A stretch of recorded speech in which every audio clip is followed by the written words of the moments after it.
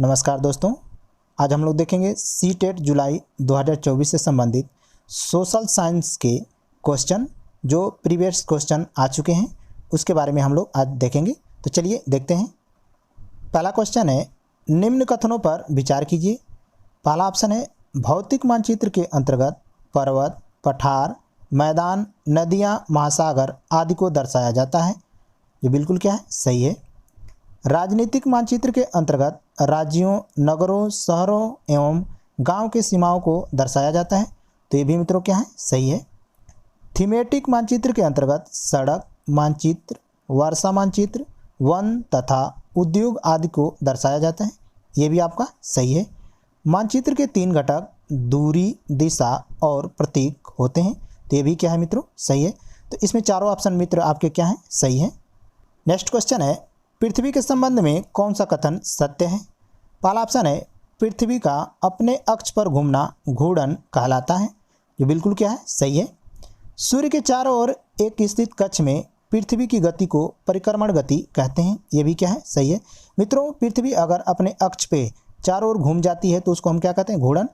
पृथ्वी अपने अक्ष पर एक चक्कर पूरा करने में 24 घंटे का समय लगती है, जबकि पृथ्वी सूर्य का एक चक्कर पूरा करने में 365 सही 1/4 दिन लेती है, जिसको हम क्या कहते हैं, परिक्रमण गति कहते हैं। तो दोनों ऑप्शन क्या है, सही है। तो सही उत्तर होगा ऑप्शन नंबर 3, ए और बी दोनों सही हैं। नेक्स्ट क्वेश्चन देखते हैं, निम्न कथनों पर विचार कीजिए। पहला ऑप्शन है, पृथ्वी अपने कक्षीय सतह से 66.5 डिग्री का कोण बनाती है। दूसरा है, ग्लोब पर वह वृत्त जो दिन तथा रात को विभाजित करता है प्रदीप्त वृत्त कहलाता है। तो मित्रों, पृथ्वी अपने कक्षीय सतह से 66.5 डिग्री का कोण बनाती है, जो ये बिल्कुल सही है। मित्रों, ग्लोब पर वह वृत्त जो दिन और रात को विभाजित करता है उसको हम प्रदीप्त वृत्त कहते हैं। ये भी हमारा क्या है, सही है। तो सही उत्तर होगा ऑप्शन नंबर 3, ए और बी दोनों सही हैं। नेक्स्ट क्वेश्चन देखते हैं, पृथ्वी अपने अक्ष पर एक चक्कर पूरा करने में लगभग 24 घंटे का समय लेती है, जिसे हम परिक्रमण गति कहते हैं। ऑप्शन बी है, पृथ्वी सूर्य की परिक्रमा 365.25 दिन में पूरा कर लेती है, जिसे हम परिक्रमण गति कहते हैं। तो मित्रों, पहला ऑप्शन है, पृथ्वी अपने अक्ष पर एक चक्कर पूरा करने में लगभग 24 घंटे का तो समय लेती है, लेकिन हम उसे परिक्रमण गति नहीं कहते हैं, उसको हम परिभ्रमण गति कहते हैं। तो पहला ऑप्शन क्या है हमारा, गलत है।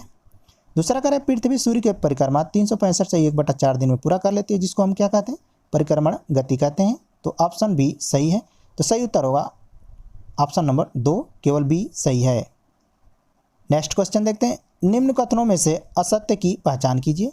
पहला है, पृथ्वी दीर्घ वृत्ताकार पथ पर सूर्य के चारों ओर चक्कर लगाती है। जो ये क्या है, सही है। ऋतुओं में परिवर्तन सूर्य के चारों ओर पृथ्वी की स्थिति में परिवर्तन के कारण होता है। ये भी सही है। 21 जून को सूर्य की यहाँ पे किरणें रहेगा, किरणें कर्क रेखा पर लंबवत पड़ती हैं। जो बिल्कुल सही है। 21 जून को दक्षिणी गोलार्ध में सबसे लंबा दिन होता है। जो बिल्कुल क्या है, गलत है। मित्रों, 21 जून को सूर्य की किरणें जब कर्क रेखा पर लंबवत पड़ेंगी, इसलिए 21 जून को क्या होगा, उत्तरी गोलार्ध में सबसे बड़ा दिन तथा सबसे छोटी रात होती है। नेक्स्ट क्वेश्चन देखते हैं, निम्न कथनों में से कौन सा असत्य है। ऑप्शन ए, ध्रुवों पर 6 महीने का दिन तथा 6 महीने का रात होता है। जो बिल्कुल सही है। 21 जून को उत्तरी गोलार्ध में सबसे बड़ा दिन तथा सबसे छोटी रात होती है। सही है। 21 जून की स्थिति को दक्षिणी अयनात कहते हैं। जो बिल्कुल क्या है, गलत है। 21 जून की स्थिति को उत्तरी अयनात कहते हैं। जो बिल्कुल क्या है, सही है। 21 जून को मित्रों, सूर्य की किरणें जब उत्तरी गोलार्ध पर लंबवत पड़ेंगी, यानी कर्क रेखा पर लंबवत पड़ेगी, तो उस स्थिति को हम क्या कहते हैं, उत्तरी अयनात कहते हैं।